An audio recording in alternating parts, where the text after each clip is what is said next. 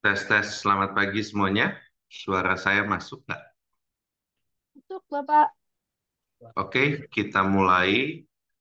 Selamat pagi. Kita masuk ke pertemuan keempat hari ini. Sebelumnya kita belajar decision tree. Saya harap kalian udah bisa membuat decision tree pakai Orange, juga pakai prompt engineering, menggunakan ChatGPT atau Gemini. Sekarang udah kayaknya Gemini udah lumayan bagus ya. Jadi kalian bisa jadi punya dua code assistant ya. Kalian bisa coba-coba uh, code prompting code ke ChatGPT dan Gemini. Oke, hari ini kita akan belajar tentang fundamental dari data visualization ya. Nanti kalian bisa pakai Orange dan juga pakai prompt engineering, belajar dari Mbak Sinta gimana caranya untuk visualize data. Oke, data visualization ini konsep paling penting dan skill yang paling penting buat data science. Karena kalau kita punya data, ada pola di dalamnya, maka langkah pertama yang kita perlu lakukan adalah memvisualisasikan pola tersebut. Ya. Unfortunately, kita hanya bisa memvisualisasikan data dalam 2 atau 3 dimensi. Ya. Jadi kalau udah 4 dimensi udah nggak bisa digambar, 5 dimensi apalagi gitu ya. Jadi konsep tentang visualisasi ini akan sangat terkait dengan dimensionality reduction. Bahwa kalau fitur dalam data kita terlalu banyak, kalian harus belajar bagaimana cara mereduksi fiturnya supaya bisa divisualisasikan. Oke? Okay? So, hari ini kita akan belajar fundamentalnya dari sisi prinsipal dari chart design, data visualization framework, dan lain-lain. Coba kalian lihat gambar di sebelah kanan. Ini ada visualisasi yang bad, ugly, dan wrong. Ya, kita pengen visualisasinya itu punya estetik, yaitu punya sistematik dan logical. Ya, kadang-kadang banyak hal kita lakukan di visualisasi itu nggak perlu sehingga menghasilkan uh, bentuk cat yang ugly. Misalnya nggak perlu pakai warna, kalian pakai warna. Begitu juga bisa jadi salah, misalnya skalanya salah gitu ya, atau jelek ya, atau nggak punya skala misalnya gimana cara bacanya gitu kan. So untuk bisa jadi baik di dalam data visualization kita perlu ngerti sains dan artnya ya. Kita harus ngerti siapa audiensnya, apa konteks visualisasi yang kita pengen sampaikan. Kita harus berpikir kayak desainer dan storyteller ya. Jadi banyak hal di dalam chart kita yang kita tampilkan biasanya harus kita eliminate clutternya supaya kita bring audiensnya fokus ke area yang kita mau mereka fokus. Bahasa dalam data visualization kita sebut basic aesthetic. Itu ada posisi, kalian udah paham ini, X dan Y misalnya Cartesian koordinat. Ada shape, ada size dari shape, ada color, ada line width, dan line type. Oke? Selain itu kalian harus familiar dengan data tipe, ada numerical, categorical, date time, text, geospasial, dan data-data yang sifatnya probability. Oke? Tipe-tipe chart akan tergantung dari tipe data. Ya, misalnya ada data yang kuantitatif numerical continuous, ada yang kuantitatif numerical discrete, kadang-kadang tipe-tipe catnya akan beda yang kita pakai. Coba kita lihat satu contoh, ini temperatur di United States, di lokasi-lokasi kota seperti Chicago, San Diego, Houston, Death Valley, Chicago, dan lain-lain. Kalau misalnya kalian tampilkan temperaturnya dalam bentuk line chart, ya, orang kalau ngomong temperatur, itu yang dia peduli adalah panas, dingin banget, panas banget, atau so-so ya, normal. Kita nggak perlu lihat dia punya sampai detail ya, sampai kita harus pakai line chart. Mungkin tidak terlalu menggambarkan kapan suhu panas dan lain-lain. Mungkin dengan menggunakan heat map di bawah ini, informasi tersebut lebih mudah kalian sampaikan dibanding pakai line chart ya. Kalau kita pengen bilang summer itu sekitar Juli dan Agustus ya, itu peaknya antara Juli dan Agustus. Kadang-kadang summer itu juga geser-geser dikit seminggu atau beberapa hari gitu ya. Jadi tapi winter itu yang paling cold, itu yang paling dark di sini. So dengan heat map itu jauh lebih baik untuk kita tampilkan.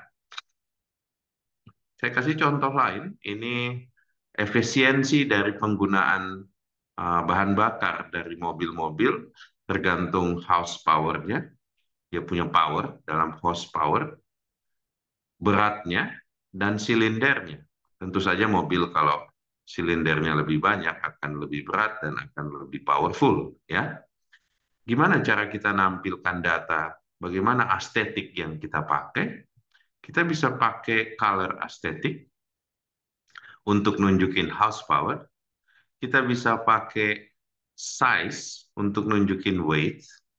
Dan kita bisa pakai shape untuk nunjukin silinder. Ya, seandainya kalian balik, misalnya horsepower kalian pakai shape, itu agak sulit untuk orang lihat ya. So, pemilihan estetik itu akan sangat berpengaruh apakah nanti chart kalian mudah dibaca atau enggak. Kalian harus bersikap sebagai desainer untuk bisa jadi storyteller yang baik. Oke, estetik yang paling pertama yang harus kalian pelajari adalah position atau koordinat sistem akses. Biasanya yang kita kenal Cartesian koordinat ya. Coba kalian plot data temperatur di United States dengan Cartesian, itu biasanya akan muncul grafik kayak begini. Ya. Agak sulit dibaca oleh orang dalam Cartesian gitu ya. Tapi ini yang biasa sering kita pakai sebagai standar. Tapi dalam koordinat Cartesian, kadang-kadang ada data yang besar sekali, ada yang kecil sekali, ya.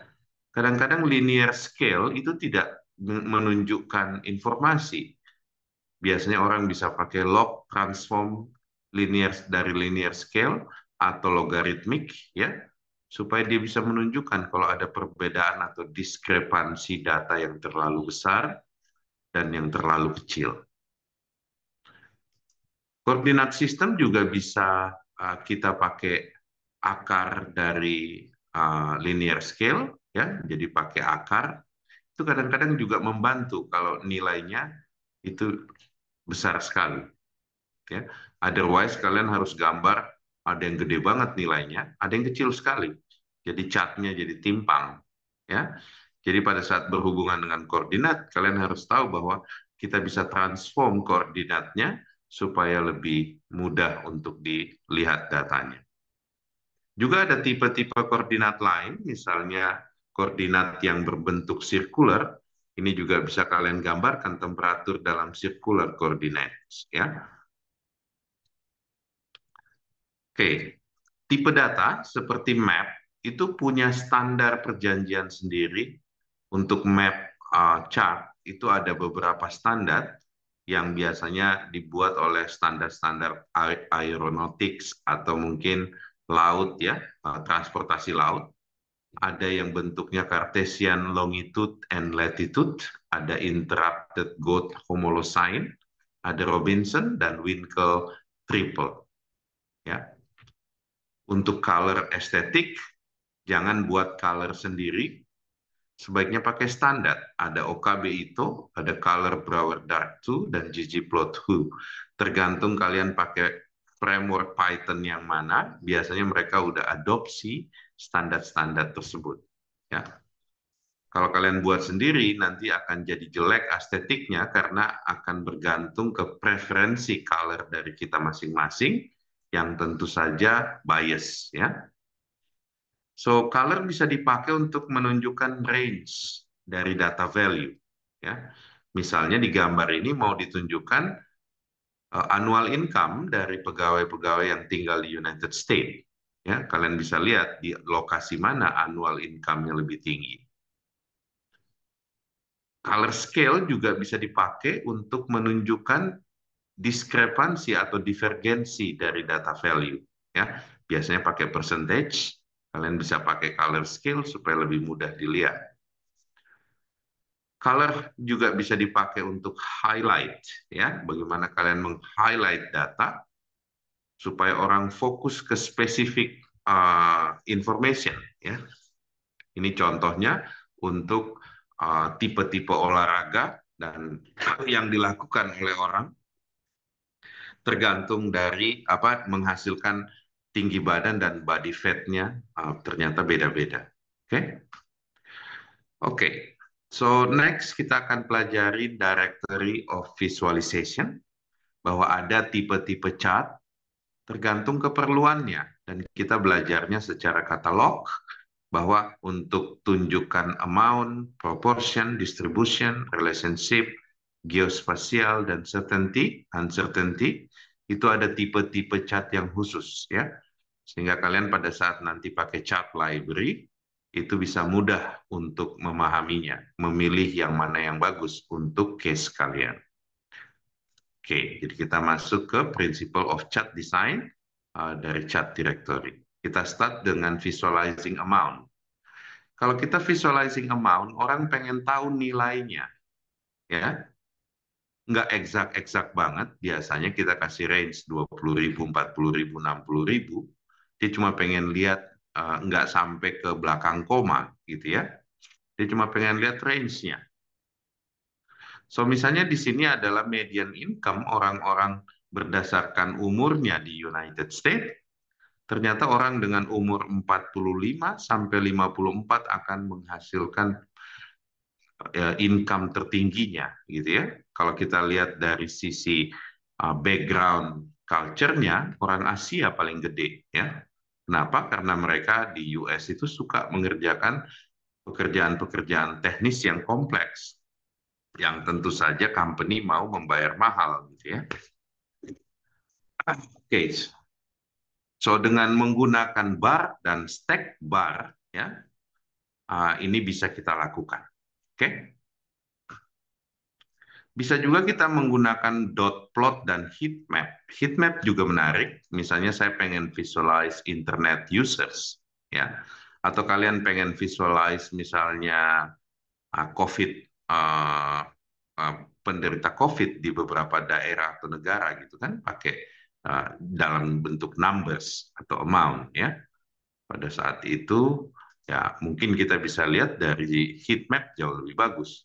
Tapi juga ada plot yang menarik, ya. Namanya dot plot. Di sini life expectancy atau uh, umur dari umur maksimum atau ekspektasi usia di beberapa negara kalian bisa pakai dot plot, ya. Oke, dari biasanya orang dia nggak plot dari umur 0, tapi dia plotnya dari atas 60, di mana datanya mulai start. Oke, kalau kita lihat di sini, ekspektasi orang umur panjang itu ada di Kanada, di Costa Rica, Puerto Rico, Chile, Kuba, United States, pasti berhubungan dengan pola hidup dan pola makan. Orang-orang di sana, makanan yang dia makan dan pola hidupnya akan sangat berpengaruh terhadap life expectancy. Oke, so bagaimana kita visualisasikan distribution? Pertama yang harus kalian pahami apa itu distribution. Oke, distribution itu plot terhadap nilai atau value yang dimiliki oleh data terhadap frekuensinya. Ya, misalnya saya punya age, ada berapa yang umur 40 itu count-nya atau frekuensinya kita jadikan di sumbu Y. Oke, ini yang kita sebut distribution. Kalau dia normalisasi supaya totalnya menjadi satu, kita sebut density. Oke, jadi distribution dan density itu konsep yang distribution tidak dinormalisasi, yang density itu dinormalisasi. Sering kalian lihat nanti di orange, plot distribution, kalian bisa drag distribution, kalian lihat nih. Cuman kalian harus paham apa itu plot distribution ya. Plot distribution itu possible value terhadap frekuensi atau count atau terhadap density. Density itu adalah count atau frekuensi yang sudah dinormalisasi. Oke? Bisa kalian lakukan menggunakan histogram atau density plot. Tergantung yang mana yang lebih baik. Kadang-kadang lebih baik pakai density, kadang-kadang lebih baik pakai histogram ya. Density itu continuous value line ya, kayak ada line yang continuous.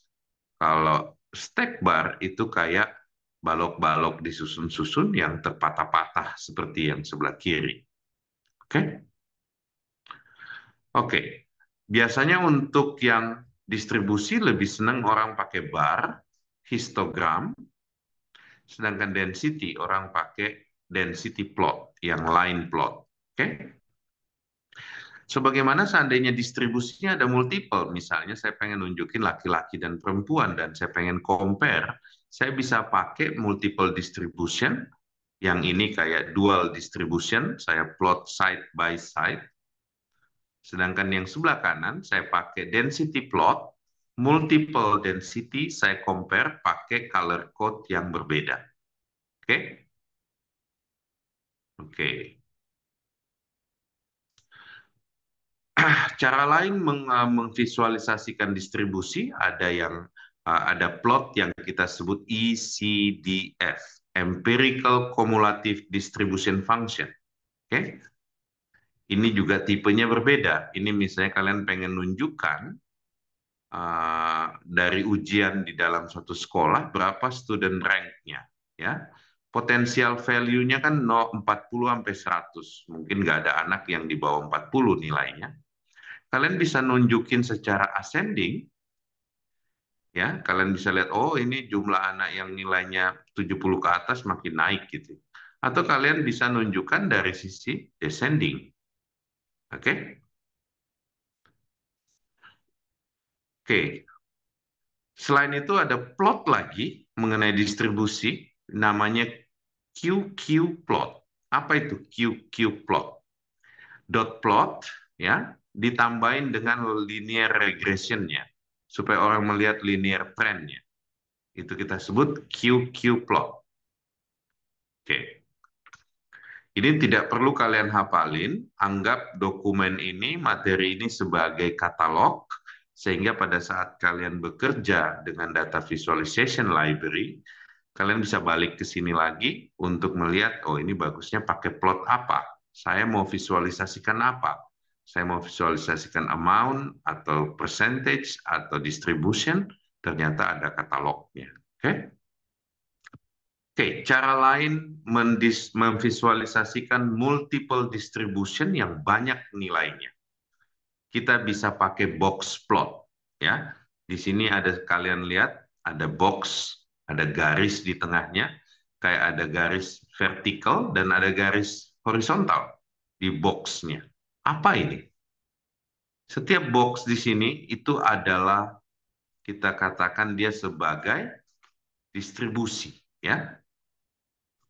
Jadi tadinya kita gambar distribusinya pakai density atau pakai histogram, kita pakai chart yang lain. Namanya ya, namanya kita sebut box plot. Oke? Nah, ini sering sekali terlihat kalau kalian lihat data scientist work, akan sering sekali pakai box plot di saat dia harus menunjukkan plot distribusi yang banyak jumlahnya, ya. Kalau saya pakai yang stacking, saya punya density plot, kalau banyak jumlahnya dia akan bersusun-susun dan sulit untuk kalian lihat. Nah, dengan box plot, dia akan lebih mudah kalian lihat.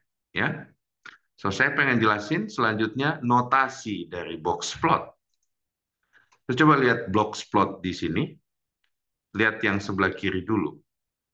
Gambar ini identikal, ya. Baik yang pakai density plot yang di bawah dan yang pakai box plot yang di atas ini identikal. Perjanjiannya gini, ya. cari 50% data ada di mana dia berada. Ya. Itu gambar dengan warna merah. Orange apa merah?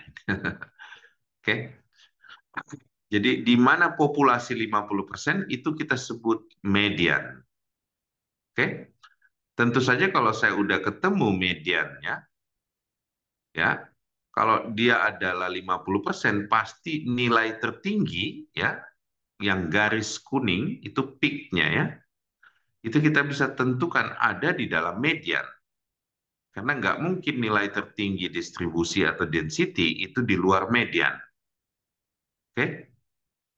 So, 50% populasi kita sebut median, dan yang nilainya lebih kecil dari populasi itu kita sebut Q1, ya, yang potensial value-nya, dan yang potensial value-nya lebih besar kita sebut Q3.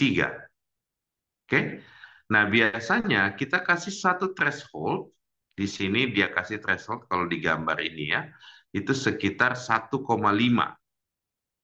Semua yang di luar antara Q1 dikurang 1,5 dikali IQR, IQR-nya itu mediannya, ya, itu kita sebut outlier. Oke? Jadi kalau ada data-data yang value-nya jatuh ke outlier, ya, itu kita bisa anggap sebagai outlier. Nilai 1,5 ini biasanya perjanjian, ya, dari box plot bahwa saya pengen minus 1,5 plus 1,5. Oke? So kira-kira begini perjanjiannya. Ya. Jadi gambar density yang sebelah kiri ini sama dengan IQR yang sebelah kanan box plot. Saya harap kalian bisa baca, ya.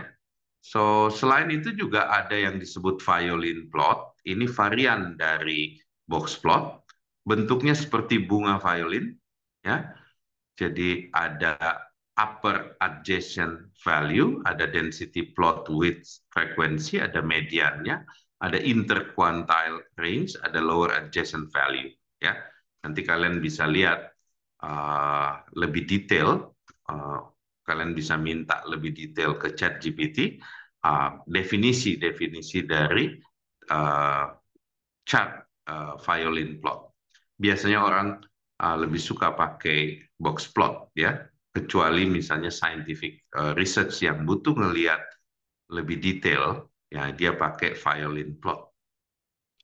Selain itu juga bisa pakai ridge plot, ridge line plot. Ini kayak gunung, pegunungan, ya. Intinya density-nya di arrange supaya membentuk ridge line. Oke. Next, kita belajar bagaimana memvisualisasikan proportion. So, ada proportion yang simple, kalian pakai stack bar kayak gini, atau pakai pie, ya. Kapan pakai pie chart, stack bar, dan side by side bar? Di sini saya kasih rule of thumb-nya. Kalau kita pengen clearly visualize the whole proportion, sebaiknya pie chart dan stack bar. Kalau kita pengen a low easy comparison, ya pakai side by side. Kalau kita pengen emphasize setengah, sepertiga, seperempat, sebaiknya pie chart. Kalau kita berhubungan dengan small data set, ya pakai pie chart atau side by side, ya, dan lain-lain. Kalian bisa minta ini di ChatGPT kapan pakai pie chart, stack bar, side by side untuk proportion, ya. Mungkin dia jawab jauh lebih banyak dibanding ini. So, banyak yang bikin pie chart atau proportion pakai stack bar, tapi jelek hasilnya.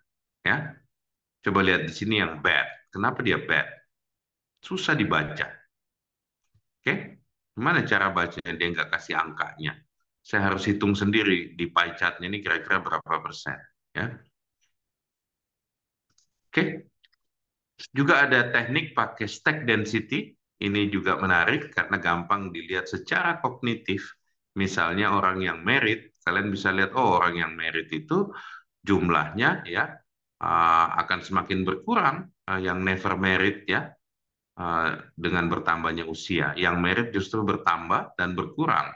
Divorce itu bertambah dan berkurang. Widow itu justru meningkat. Ya, oke. Bagaimana kalau dia nested proportion? Apakah kita pakai nested pie chart atau gimana caranya nested proportion? Ini contohnya pakai nested pie chart ya. Bisa jadi sangat ugly di saat kalian tidak bisa memanage nested-nya atau loop-nya ya.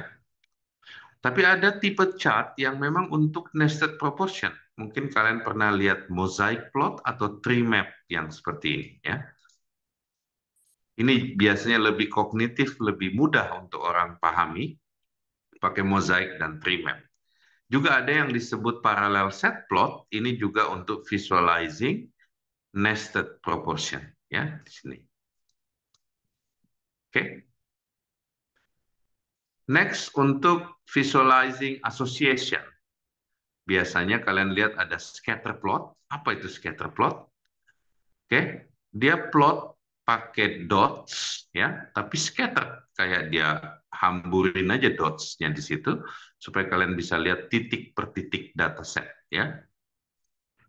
Ini scatter plot sering dipakai untuk data exploratory untuk kalian ngelihat gimana datanya tersebar ya. Oke. So, kadang untuk melihat asosiasi atau relationship, kalian harus pakai statistical correlation test. Di sini misalnya correlation coefficient ya. Kalau kalian belajar di exploratory data analysis nanti, kalian akan tahu bahwa ada Pearson correlation untuk melihat linear relationship atau association, ada Spearman, ada Kendall ya. Jadi ada Pearson untuk melihat linear relationship, Kendall untuk melihat asosiasinya si Spearman, dan satu lagi Kendall ya. Biasanya itu udah ada fungsinya di Python, kalian tinggal panggil dan kalian bisa minta supaya ditampilkan di chartnya ya. Pasti ada rumusnya, kalian bisa search ke ChatGPT apa itu Pearson, apa itu Spearman, apa itu Kendall ya. Oke, next. Korelogram. Korelogram ini adalah biasanya untuk scientific plot, biasanya untuk kimia ya. Ini periodic atoms, ya biasanya pakai korelogram. Terus ada lagi yang disebut dimensionality reduction, ya. Tadi saya sempat mention di depan bahwa kemampuan visualisasi hanya maksimum 3 dimensi. Gimana kalau data saya lebih besar, ya? So, salah satu tekniknya adalah PCA. Tapi PCA juga bisa dipakai untuk just visualisasi, tidak usah diturunkan dimensinya, tetap pakai dimensinya, ya. Contoh misalnya, saya punya data di sini female bird sama male bird. Tapi lihat distribusinya terhadap koordinat kartesiannya, koordinatnya tidak berada di pusat distribusi data. Yang disebut principal component analysis, cariin saya sumbu-sumbu baru yang saya sebut principal component, PC1 dan PC2, supaya data itu tersebar secara terpusat di dalam koordinat baru PC1, PC2. Jadi yang dilakukan oleh algoritma PCA itu adalah dia cari koordinat baru yang juga tegak lurus ya, sehingga datanya terdistribusi lebih terpusat di dalam koordinat tersebut. Kita akan pelajarin teknik ini di saat kita belajari exploratory data analysis. Tapi ini penting supaya pada saat kalian plot, di saat distribusinya jelek seperti ini, yang A, kalian bisa lakukan seperti yang C. Oke? Oke, saya lanjut. Juga ada data yang sifatnya pair, kalian bisa visualizing dengan tipe-tipe chart asosiasi seperti ini. Ya, biasanya di dalam library disediakan, namanya pair data. Oke, sekarang kita masuk ke time series. Ini special data set di saat kita memplot suatu quantity over time. Time-nya bisa over year, month, week, days, bahkan menit atau detik. Jadi time series ini adalah tipe data khusus di mana sumbu X-nya adalah waktu. Bagaimana caranya memvisualisasikan? Ya bisa pakai line plot atau scatter plot. Ya, kadang-kadang line plot bisa saya gabungin sama scatter plot. Di setiap titik data saya kasih garis, gitu ya. Oke. Nah, biasanya nggak semua data bisa bagus kita kita plot langsung ya. Contoh misalnya di sini unemployment rate, ya. Dia plot unemployment rate terhadap 12 bulan, jadinya jelek gitu ya. Tapi ternyata kalau saya ubah polanya menjadi time series, itu saya bisa lihat polanya. Oke? Jadi per tahun, tahunnya jadi sumbu X, unemployment rate-nya jadi sumbu Y, ternyata saya bisa pisahin yang data ini. Oke? So, juga banyak sekali trik di time series plot ya, antara scatter plot, line plot. Ini contohnya, dia pakai PCA untuk di time series. Dengan PCA, distribusi yang acak-acakan seperti ini, itu bisa dia rapihkan ya. Lihat yang sebelah kanan, itu kan lebih enak ngelihatnya dibanding yang kayak benang kusut yang sebelah kiri. Oke, biasanya di time series plot itu juga ada beberapa facility di library-nya untuk kasih tunjuk smoothing-nya, kayak moving average. Jadi beberapa data dicari nilai average-nya, di plot garis average-nya. Misalnya kalau saya plot data ini dengan 20 day average, 50 day average, dan 100 day average, saya bisa lihat trennya. Oke, plot ini disebut moving average plot. Biasanya kita harus pilih berapa hari yang kita pengen averaging untuk garis moving average-nya. Ya. Tapi juga ada method-method moving average yang banyak dipakai yang disebut LOES. Locally Estimated Scatter Plot Smoothing. LOES. Ya. Kalian perlu ingat nama-nama ini supaya waktu minta code di ChatGPT, itu kalian bisa sangat-sangat presisi minta plotnya. Oke, kalau LOES, dia pakai polinomial kurva fit ya. Jadi dia lebih smooth biasanya kalau pakai LOES ya. Selain itu juga ada yang pakai spline. Spline ini another smoothing supaya kalian bisa lihat tren dari data time series ya. Ingat aja keywordnya LOES dan spline supaya kalian bisa prompting dengan baik untuk dapat code Python yang kalian inginkan. Oke, biasanya kalau di scientific research ada rumus-rumus yang sudah kita tahu dan kita pengen plot data kita terhadap rumus tersebut.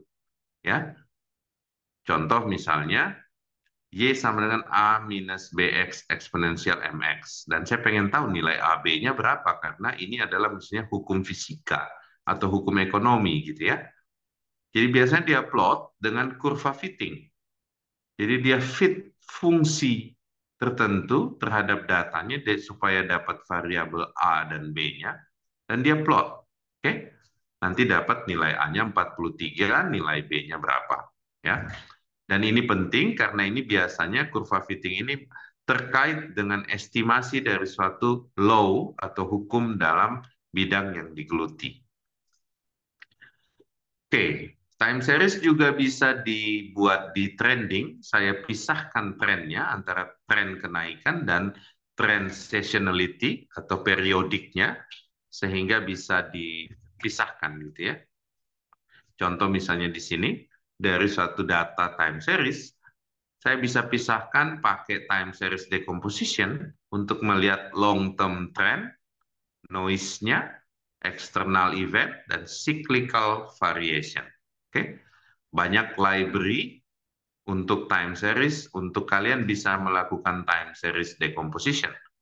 Kalau di Orange, kalian perlu install time series add-ons karena tidak ada di defaultnya. Kalian harus install add-ons-nya ya untuk berurusan dengan data time series. Oke, saya lanjut mengenai peta. Ada banyak tipe peta, correlated map, kartogram, ya. nggak perlu kalian hafalin, tapi kalian harus tahu kapan pakai tipe yang mana. Ya, kalian bisa pakai ChatGPT untuk asking selama kalian tahu tipe-tipenya ya. ChatGPT itu tuh nggak berguna buat orang yang nggak tahu konteks dari satu uh, uh, masalah yang lagi dia kerjain.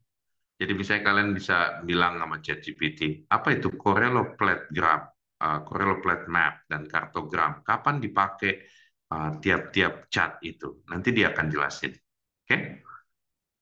So, ini beberapa tipe yang tentu saja ada purpose-nya. Kalau kalian jadi pilot atau kapten kapal, pasti beda peta yang kalian bisa baca. Ya, kalau kalian jadi pendaki gunung juga beda tuh. Ya, so geospasial itu biasanya berhubungan dengan geografik dan layer-layer di atasnya yang menyangkut individual layer. Ya, kayak misalnya kalian pengen nunjukin di mana letak pom bensin seluruh Indonesia, kalian tidak perlu presisi di area tertentu, tapi yang penting kan nama kotanya dan pom bensinnya ada di mana di dalam kota tersebut, gitu ya. Jadi map itu biasanya bisa dibuat berlayer-layer. Makanya API-nya Google Map itu biasanya provide layers, dan di layers itu kalian bisa put information. Oke, bagaimana visualizing geospatial data? Yang sering pakai Choropleth Maps, ya. Dia pakai aesthetic color, oke. Tapi juga ada namanya kartogram. Jadi bentuknya seperti map, tapi tidak terlalu detail di dalam geografiknya.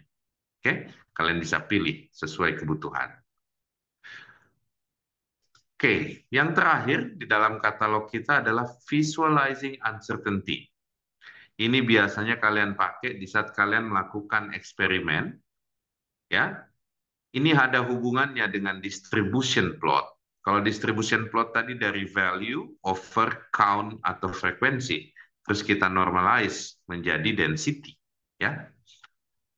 Kalian bisa anggap itu sebagai probability, ya, bahwa memvisualisasikan uncertainty itu berhubungan dengan memvisualisasikan distribusi, dan juga itu berhubungan dengan memvisualisasikan density, ya. Ada beberapa plot tapi yang lebih sensitif terhadap ini, misalnya quantile dot plot seperti ini ya. Juga ada plot-plot yang unik seperti ini ya. Kalau ini tadi kalian udah kenal, ini density plot ya. Tapi yang seperti ini kalian bisa lihat uncertainty-nya ya. Kalau lihat situ ya. Bisa juga pakai plot seperti ini ya. Oke. Tergantung fokusnya ya. Apakah kita pengen tampilin frekuensinya atau density-nya. Ada yang pakai confident band, dia scatter plot, tapi dia kasih confidence band-nya, bahwa potensial value-nya bisa jadi bukan dinilai itu, tapi ada di peta, di pita yang disebut confidence band.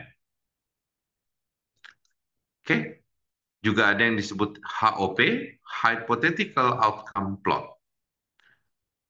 Oke, ini semua katalog dari data visualization. Kalian bisa ambil books-nya di dalam folder books di dalam Google Drive kita. Saya summarize di dalam materi ini, kalian bisa pelajarin lebih lanjut. Sekarang gimana cara kita mengimplement ya? Silahkan kalian lihat Seaborn Library. Kalau untuk yang Python, Seaborn ini dibuild dari Matplotlib ya. Tapi dia lebih rich galerinya. Biasanya kalau di Python data science orang awalnya pakai ini, Matplotlib. Tapi Seaborn provide visualization yang tadi saya jelasin banyak sekali di sini. Nanti kalian bisa browsing-browsing. Di sini ada contoh code-nya, tapi tidak perlu kalian hafalin karena misalnya saya pengen bikin counter plot, ya. Di sini ada source code-nya, oke? Tapi dengan ChatGPT saya bisa bilang make synthetic dataset and write Python codes to implement, ya, contour plot using Seaborn framework. Oke, pasti dia kasih. Oke, nanti tinggal copy paste ke dalam kalian punya Google Colab. Oke, so kita akan pakai Seaborn. Kalian harus familiar sama chat-chat yang available supaya prompting kalian lebih jago ya. Jadi kalian harus lihat satu-satu implot, ya apa ini? Oh ini line tadi yang saya sebut ya, line plus regresinya gitu ya. Apa aja fasilitasnya kalian harus pahami, terus prompting satu-satu. Nanti kalian bisa di-guide oleh Mbak Sinta 45 menit ke depan untuk Orange dan prompting data visualization. Oke? Oke, cara belajarnya pernah baca dokumentasinya di online, setelah itu tahu fitur-fiturnya dan bisa nge-prompt. Oke, saya serahkan ke kalian untuk area praktikalnya, having fun sama Mbak Sinta supaya bisa prompting dengan lancar ya. Selain itu, kalau kalian bikin aplikasi web, kalian butuh chart yang ada di dalam aplikasi web, kalian bisa pakai e-chart. Ini banyak sekali library-nya, e-chart framework.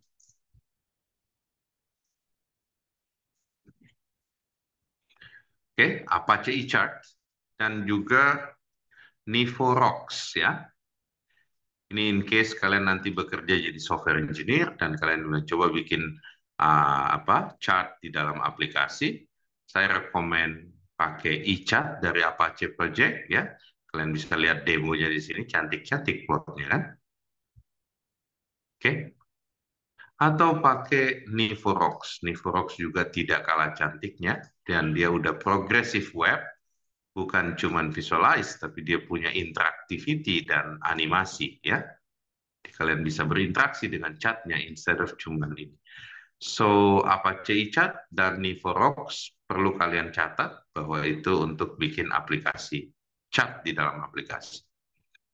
Oke, ada framework Bokeh untuk Python, ya alternatif dari Seaborn, tapi jarang dipakai di komunitas. Ini biasanya dipakai di Jepang kalau nggak salah. Oke, dan selanjutnya kalau mau bikin dashboard, ada open source namanya Superset. Kalian bisa combine dengan charting-charting library. Kayaknya dia udah punya charting library juga. Bisa dipakai ya. Jadi ada in-hub ininya. Nah, ini di saat kalian bekerja diminta bikin dashboard ya. Dashboard itu kumpulan chart. Oke. Ini open source-nya, kalian bisa coba untuk uh, install dan belajar data visualization. Oke, dari saya cukup. Sebelum saya serahkan ke Sinta, ada yang mau bertanya? Silakan.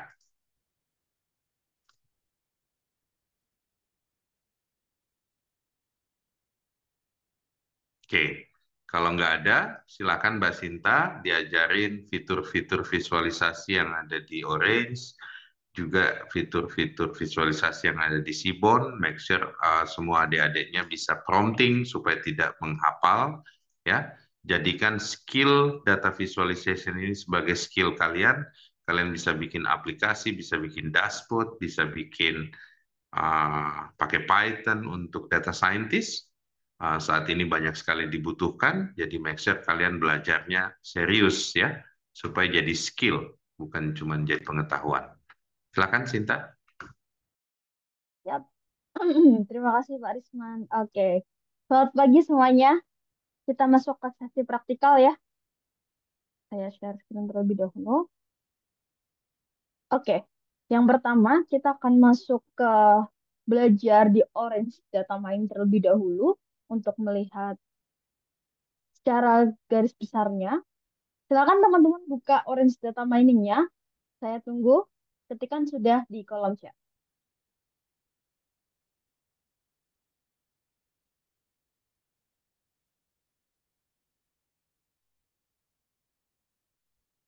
Oke. Yuk, yang lainnya juga ya. Selanjutnya, teman-teman perlu menyiapkan datasetnya. Kali ini kita akan menggunakan dataset Diamonds. Ini adalah dataset yang terdiri dari fitur-fitur yang berkaitan dengan diamonds atau berlian ya. Ada berapa karatnya, ada potongannya tuh kayak gimana, apakah fair atau good atau very good. Kemudian color dari diamondnya seperti apa, dari yang burem gitu ya, atau kuning dan sebagainya. Kemudian ada clarity-nya, sebening apa, ada ini X, Y, Z, ini hanya panjang, X-nya itu length, panjang, Y-nya adalah lebar, Z-nya adalah kedalaman gitu. Kemudian ada depth, ada table. Ini adalah luasnya dari top of diamond ya. Kalau teman-teman kebayang seperti ini.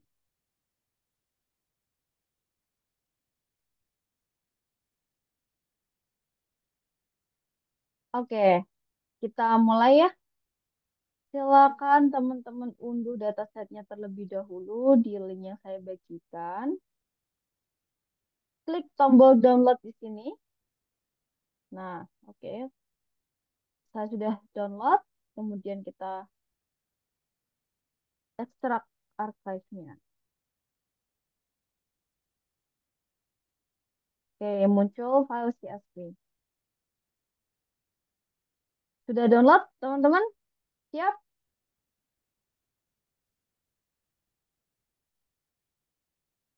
Langkah pertama, silakan teman-teman load datasetnya dengan menggunakan widget file tentunya. Klik widget file, kemudian load dataset diamond.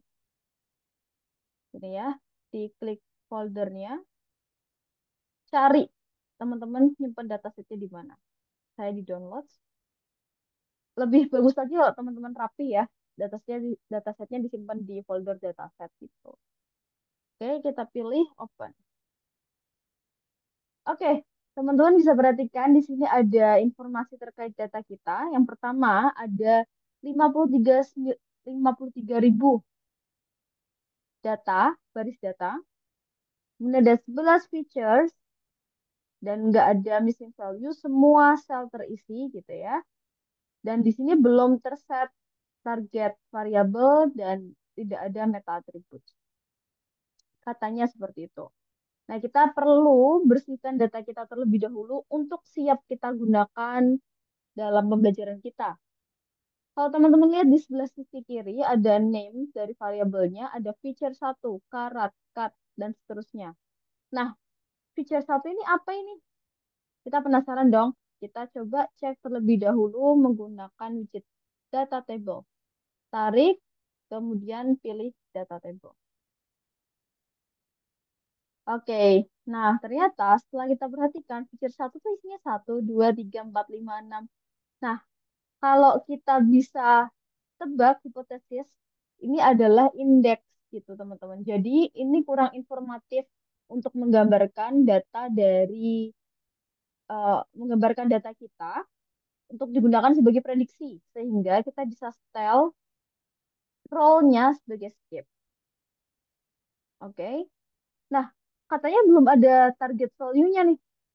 Nah, kita set target value-nya adalah untuk memprediksi harga dari diamond-nya. Oleh karena itu, feature price ini kita jadikan sebagai target. Role-nya kita ubah jadi target.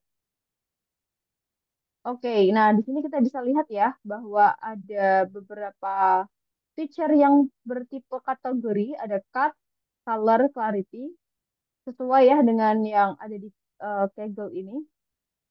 Cut, color, clarity itu isinya tuh kategori mana gitu. Ada beberapa kelas gitu. Ada fair, good, very good, premium, ideal untuk cutnya. Color juga ada dari C sampai D yang terbaik. Clarity juga ada dari I1 yang terburuk sampai IF yang paling terbaik. Oke. Oke. Kemudian yang lainnya bersifat numerikal. Jadi ada yang nilainya misalkan 1 karat, 2 karat gitu ya. Coba kita lihat di data tabelnya. Ups, tadi kita belum klik apply ya. Apply terlebih dahulu. Oke. Tombol apply sudah berubah jadi abu-abu. Kita buka data table lagi. Oke. Feature satu sudah terhapus dan kita punya target yaitu price. Nah, karatnya di sini 0,23 gitu, contoh 0,21. Jadi dia bersifat numerik. Oke. Nah, di sini kita akan belajar melakukan visualisasi menggunakan Orange Data Mining. Yang pertama kita mungkin akan menggunakan widget feature statistik terlebih dahulu. Tarik garis, pilih feature statistik.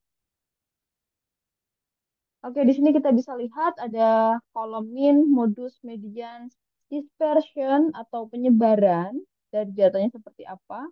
Kemudian minimum, maksimum, missing. Missing sama sekali nggak ada ya, nggak ada nilai yang kosong. Oke, di sini kita bisa lihat langsung sebaran datanya. Oke, kalau ini contohnya. Katanya yang paling banyak di parameter cut adalah ya ideal berkategori ideal. Kalau di color paling banyak adalah kategori G gitu cara bacanya guys. Oke. Nah, ini tadi aku tanya ke ChatGPT. Oke, kalau dispersion teman-teman tahu kan ya persebaran datanya. Jadi apakah persebaran datanya itu terpusat di tengah doang nilainya ataukah lebih apa ya lebih rendah gini lebih lebar persebarannya ataukah sangat lebar gitu ya ada close dispersion ada yang wide dispersion. Alright, nah kemudian untuk modus dan median ada di sini.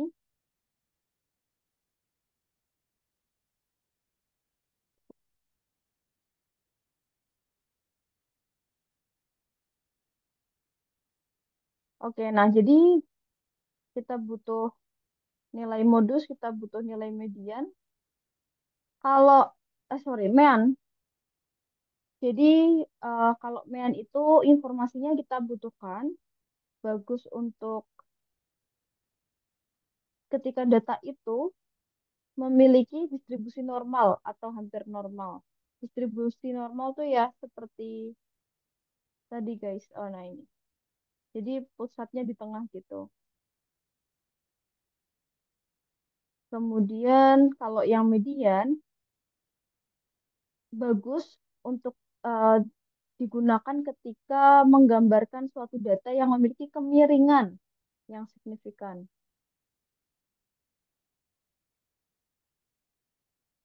Jadi datanya kalau ini distribusi normal, no skewness, ini positive skewness, ini negative skewness. Oke, nah contohnya ketika kita ingin cari tahu gaji karyawan di suatu perusahaan gitu ya. Kalau CEO yang memiliki gaji sangat tinggi, itu dimasukkan ke dalam data kita, terus habis itu kita cari rata-ratanya, maka kurang menggambarkan kondisi di perusahaan tersebut. Nah, untuk yang Q atau ya ada kemiringan tersebut, bagusnya kita menggunakan median. Tapi kalau misalkan kita menganalisis seperti tinggi badan dari suatu populasi gitu ya, yang tidak ada nilai ekstrim yang signifikan, maka itu lebih bagus menggunakan rata-rata. Oke, kita sudah melakukan visualisasi menggunakan eh, bar seperti ini ya, dan juga kita juga memahami isi-isi di dalamnya. Selanjutnya ada box plot.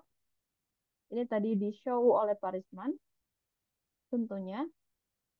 Oke, contoh kita mau lihat dari ini box plotnya karat, ini box plotnya price gitu. Nah, kita perlu cari tahu nih. Oke, kita perlu cari tahu di dokumennya si Orange ini, maksud dari box plotnya itu apa. Oke, yang pertama, ini angka yang pertama 0,4 adalah Q1. Yang kuning adalah 0,7 ini adalah Q2. Dan yang terakhir, yang paling kanan ini adalah Q3. Q2 ini juga disebut median ya. Nah, jadi kalau misalkan teman-teman ingat, seperti ini ya. Jadi ketika data itu sudah diurutkan, kita nyari nilai tengahnya itu berapa. Kalau kebetulan jumlah datanya itu genap, maka cari medianya dengan cara menjumlahkan kedua nilai yang ada di tengah itu, kemudian dibagi dua. Di sini medianya contohnya 69. Kalau Q1 dari setengah data itu dibagi dua lagi, oh ternyata Q1-nya adalah ini 53 contohnya. Q3-nya ada di tengah sini ya. Nih, kiri ada tiga kotak, kanan ada tiga kotak gitu ya nih. Itu kalau jumlah datanya genap. Kalau jumlah datanya ganjil, seperti ini. Sama aja. Dibagi dua, ini mediannya. Kemudian tengah yang pertama dibagi dua lagi, itu dapat Q1. Setengah yang terakhir, sebelah kanan ya. Dibagi dua lagi dapat Q2, Q3. Oke. Nah, kemudian ini apa ini angka ini? Nah, kata si dokumen Orange Data Mining ini bahwa yang warna biru tebal itu adalah rata-rata. Jadi kita bisa lihat eh,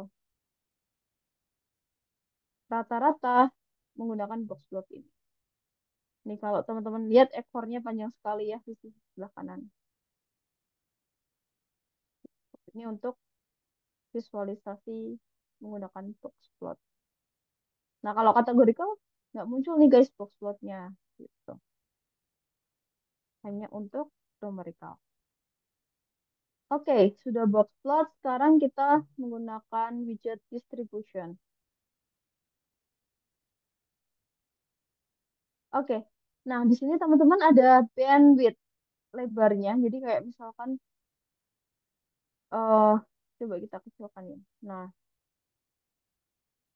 jadi kalau yang tadi itu dikelompokkan jadi em, syarat yang bernilai 0 sampai 2 ada berapa nih jumlahnya?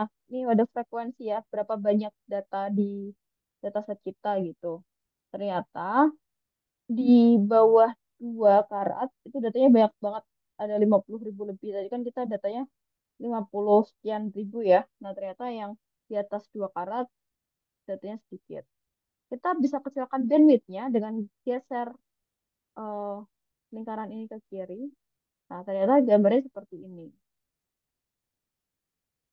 Mendekati 2 karat juga sudah mulai sedikit datanya. Seperti itu. Nah, ini teman-teman bisa lakukan hal ini untuk fitur-fitur yang lainnya. Ini artinya adalah miring positif ya. Itu atau enggak? Ya, positif skewness. Jadi teman-teman bisa analisis ternyata dataku yang harga diamondnya mahal di atas 10.000 itu sedikit gitu. Jadi teman-teman paham eh, terkait data yang teman-teman miliki. Oke, itu untuk distribution. Sekarang file input. Video. Oke, kita buka.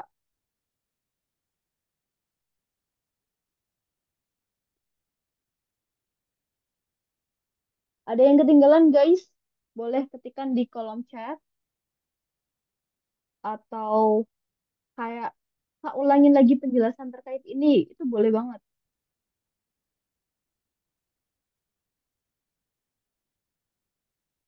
Oke, jadi file input ini seperti yang tadi sudah teman-teman lihat di slide-nya Pak Risman, tampilannya seperti ini. Nah, ini ada box plotnya dan juga ada distribusinya. Jadi coba teman-teman buka deh distribution sama box plotnya. Kita lihat di variable price ya misalkan. Price. Oke, distribusinya juga price. Jadi kita jejerkan ketiganya.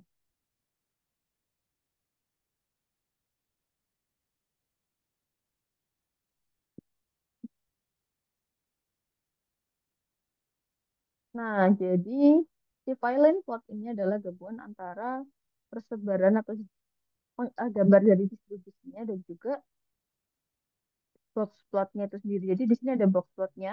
Ini ada Q1, Q2, sama Q3. Ini ekornya panjang. Terus distribusinya seperti ini loh, gitu. Seperti itu. Oke, kita bisa close.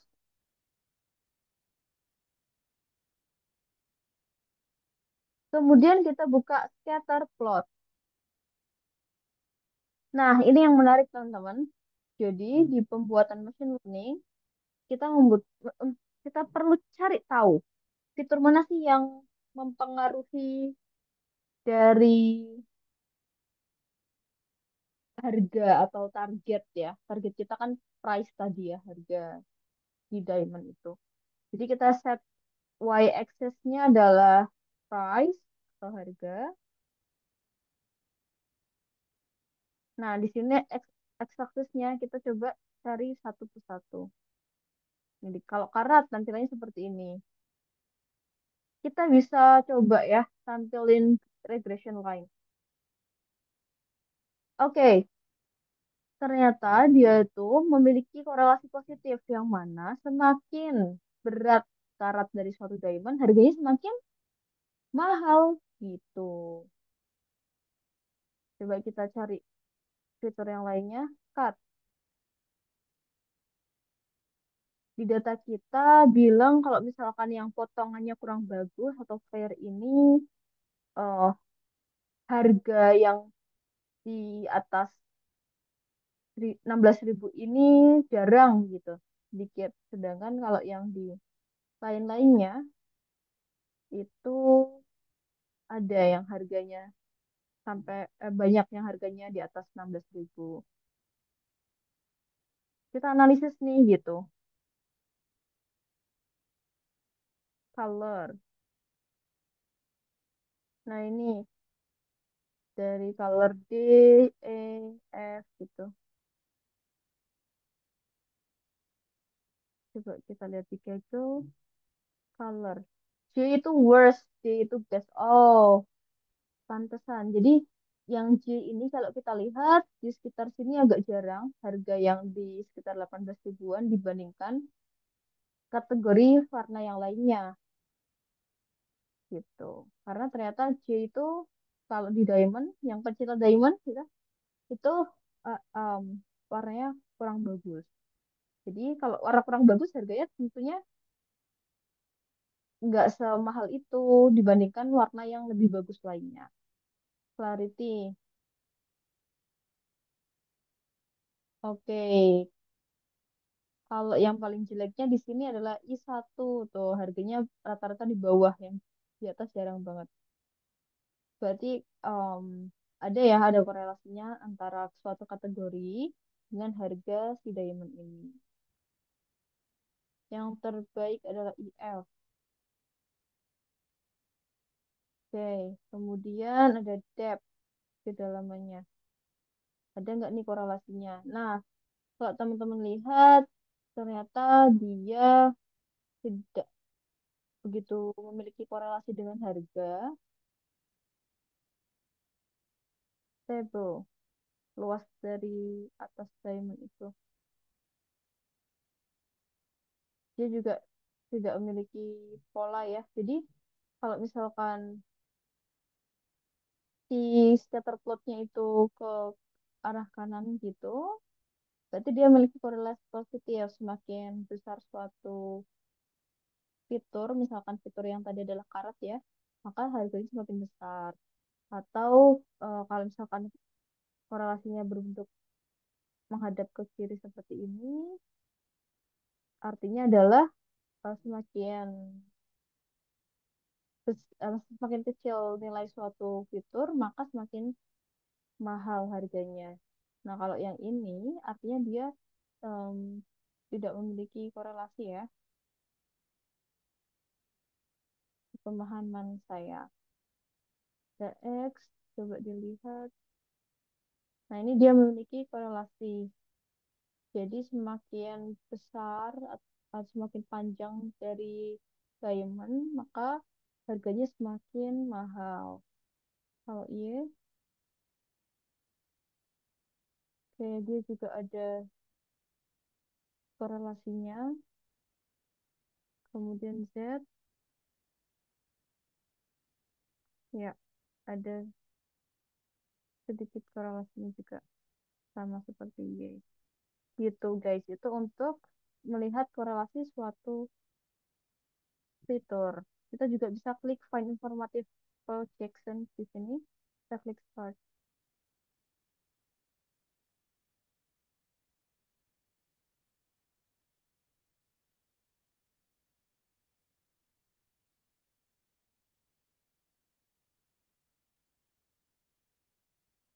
Oke, ke 13. Oke. Clarity sama Y sama X sama Z yang memiliki korelasi. Yang price-nya nggak dimunculin, nggak ada. Yang di top 30 nih. Oke, sip. Coba kita kembalikan lagi. X aksesnya karat, Y aksesnya harga ya, price.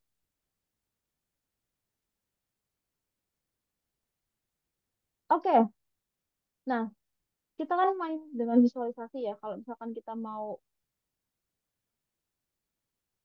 mainkan warnanya ada di sini. Jadi kita bikin kategorikal warna based on price. Jadi artinya kalau misalkan biru ini harganya 0 sampai 25.000, kalau yang kuning ini artinya 17.500 sampai 20.000. Nah, kita pingin kalau misalkan kita uh, mouse kita mengarah ke sini ke data, muncul uh, data yang ini kayak karat, price dan seterusnya itu tinggal di checklist show all data on mouse hover-nya. Kemudian kalau misalkan teman-teman nggak muncul ini, tolong checklist show le- legendanya gitu, legendnya. Terus habis itu kalau mau nampilin, mempercantik ini ya backgroundnya supaya ada warnanya, terus checklist saja show coloration. Kalau mau muncul kotak-kotak di backgroundnya, show grid line, seperti itu. Nah, kalau mau tahu ini tuh yang kebanyakan di karat lebih dari ya sekitar 3 karat lebih tuh dia itu kebanyakan yang warna apa sih itu bisa dicoba. Oh, dia others. Um, Mungkin karena kategorinya terlalu banyak ya kalau warna itu dia sampai D. Atau kita mau coba shape-nya based on pemotongan deh. Ternyata yang lebih dari 3 karat ini ke- eh, ada yang segitiga tuh apa ideal. Lingkaran tuh berarti fair tuh yang lebih dari 4 karat sih kebanyakan yang fair yang biasa-biasa aja pemotongannya gitu. Teman-teman juga bisa ubah ukurannya, size-nya ini menggunakan apa suatu fitur apa. Nah, ini berarti kalau yang harganya semakin mahal, ukuran dari titik-titiknya semakin gede gitu. Atau misalkan kalau nggak mau juga dibikin sama aja, same size aja. Kemudian, oke, ini ada jittering. Jittering tuh untuk supaya nggak tumpang tindih kayak gini guys, tapi nanti malah tidak terlalu menggambarkan data kita. Bisa digeser ke kanan, ini nanti semakin berjarak gitu antar datanya. Kemudian silakan di checklist. Nah, jadi menyebar gitu, nggak bertumpang tindih. Nah, seperti ini. Tetapi kurang kita butuhkan ya saat ini. Oke deh, kita kembalikan fitternya.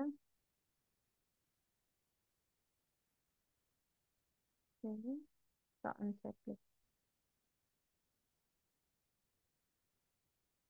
Oke, sudah kita lakukan proses visualisasi di Orange Data Mining. Sekarang kita pindah ke Google Colab. Silakan teman-teman seperti biasa taruh datasetnya.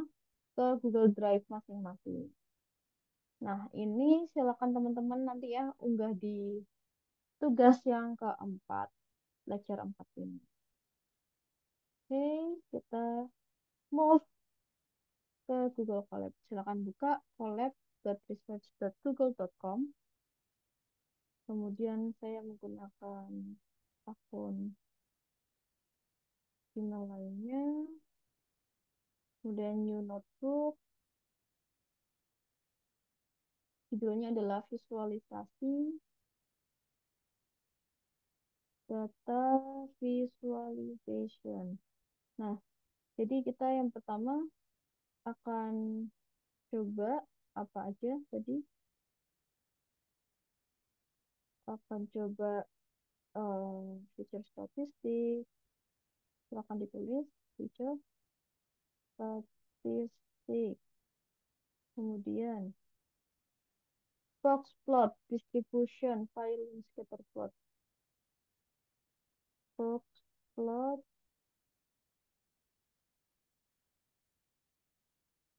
mungkin beberapa aja ya guys. Scatter plot dan ada lagi heat map. Scatter plot dan ada heat map.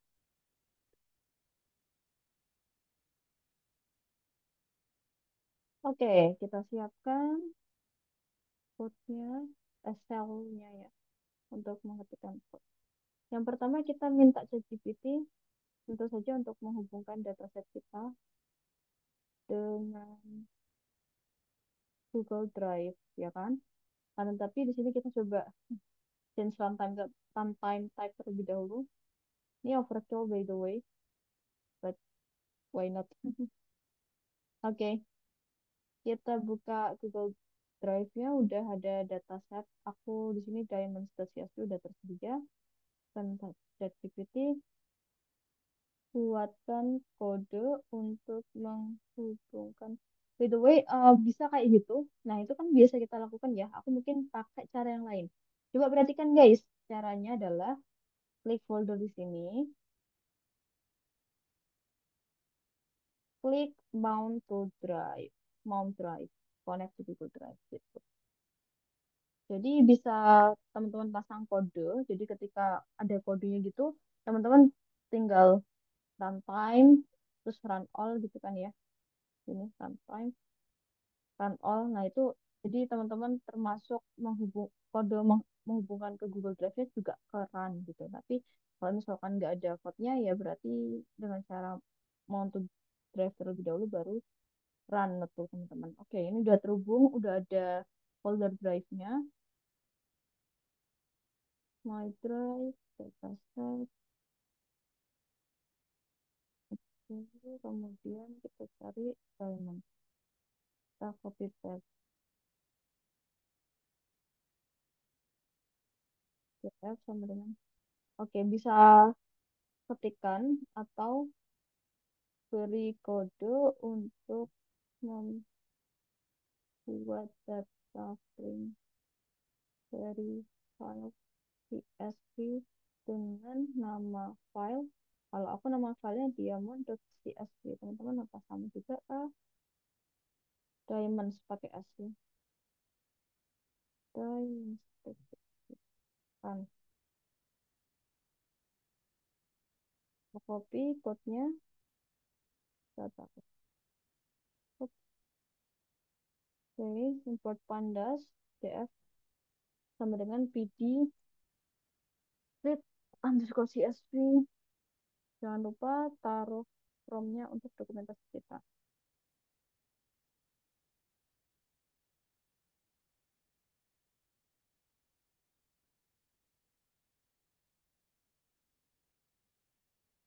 Oke, next. Kita run. Oh, kenapa salah? Karena kan kita filenya ada di Google Drive. Kita copy paste terlebih dahulu. Nah, ini tuh arahkan ke file tersebut gitu. Oke, sudah muncul karat, cut, color, clarity, depth, dan seterusnya. Feature statistik dari kode untuk summary by the way. Tapi kalau teman-teman lupa, again, kita gunakan asisten ChatGPT.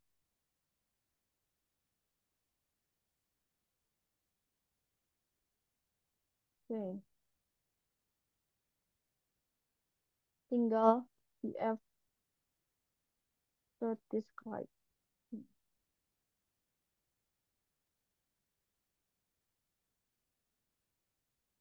Oke, seperti ini ya guys tampilannya.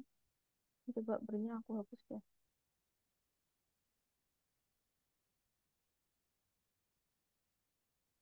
Oke, tampilannya seperti ini. Mean atau mean dari price-nya tuh ada di harga 30 3.900-an. Terus kemudian fitur-fitur lain kita bisa lihat juga statistikanya di sini. Ada jumlah banyaknya 53.000 ya. Rata-ratanya, standar deviasi atau persebarannya, minimal value-nya berapa. Harga paling murahnya 326. Kemudian ada Q1, Q2 atau median, Q3 sama nilai maksimumnya berapa. Harga paling mahalnya adalah 18.000. Kemudian kita coba oke. Untuk menampilkan box plot ini, kita minta ChatGPT untuk menampilkan ya. Oleh karena itu kita perlu fitur-fitur apa nih yang akan kita tampilkan. Untuk itu kita bisa tambahkan kode df.info. Ini sebagai informasi tambahan untuk ChatGPT. Kita kopikan saja informasi terkait dataset kita. Kita paste, beri kode untuk menampilkan box plot dari kalau box plot hanya bisa digunakan pada fitur numerik.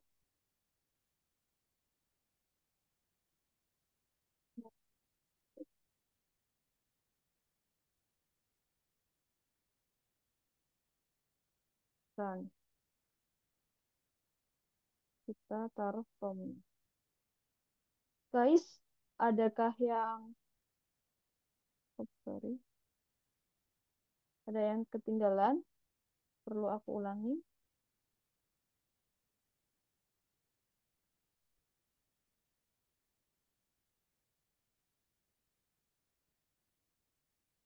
Ketikan aman kalau teman-teman udah di tahap yang sama kayak aku.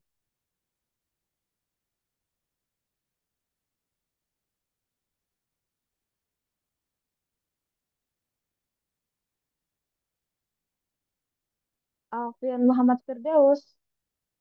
Halo,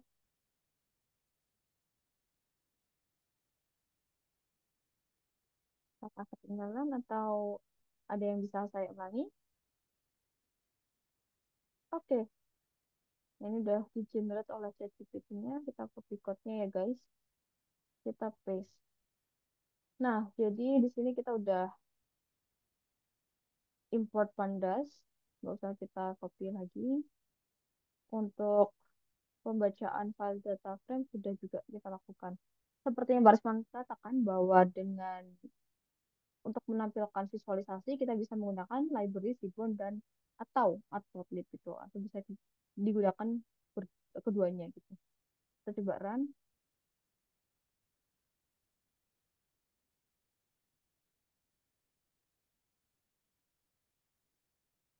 Oke, nah si ChatGPT-nya generate code secara apa ya dalam satu gambar semua file apa semua fitur secara langsung ya. Kita coba perbaiki prompt kita. Tapi kode untuk menampilkan box plot dari fitur-fitur numerik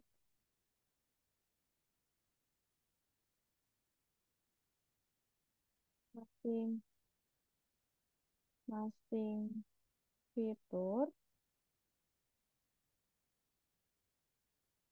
box plotnya tersendiri.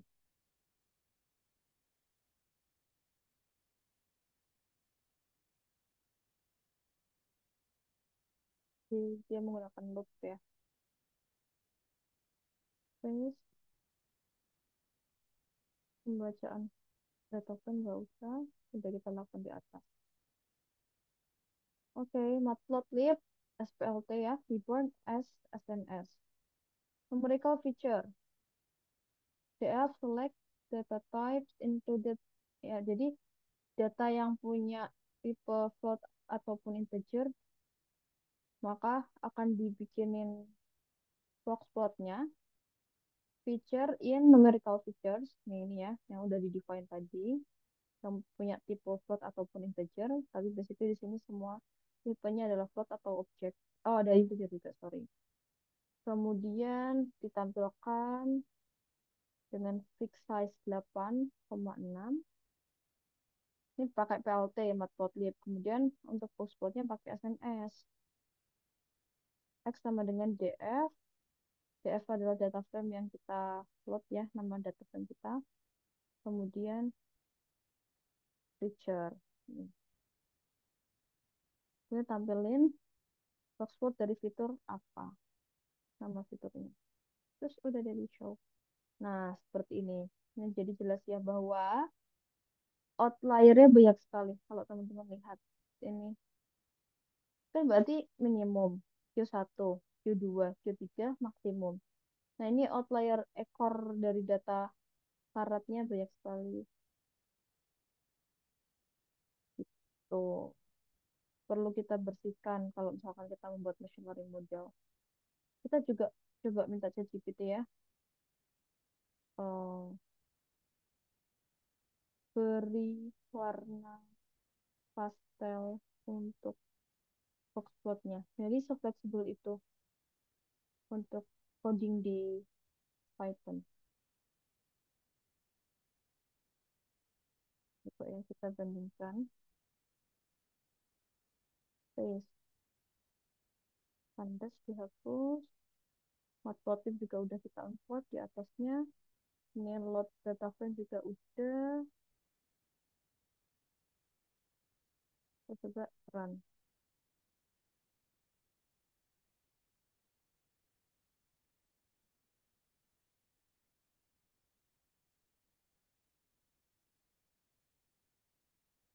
Kita paham.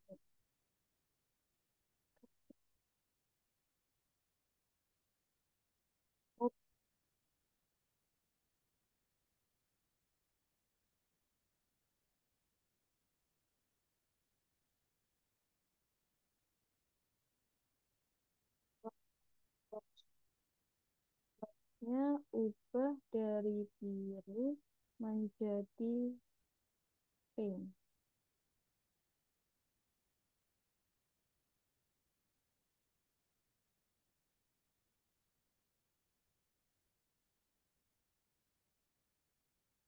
Katanya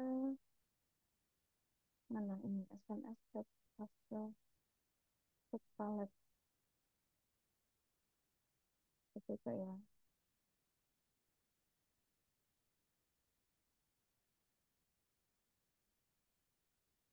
Ini ubah apa green.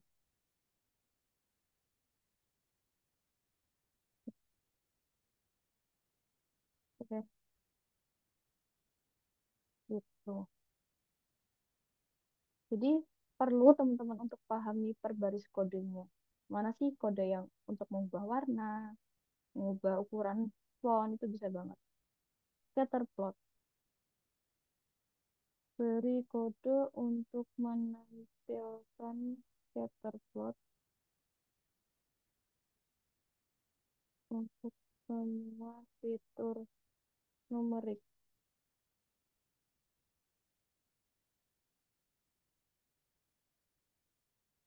Oke, kita copy, paste, coba kita run.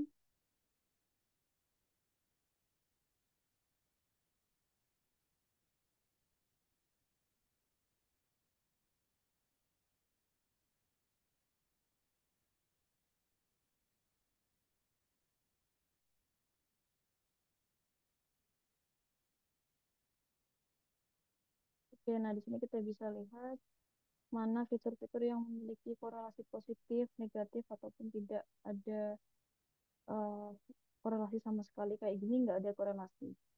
Kayak yang ini kita coba cek, ini antara hubungan antara price sama X atau price sama syarat. Terakhir, beri kode untuk menampilkan heat map dari fitur numerik.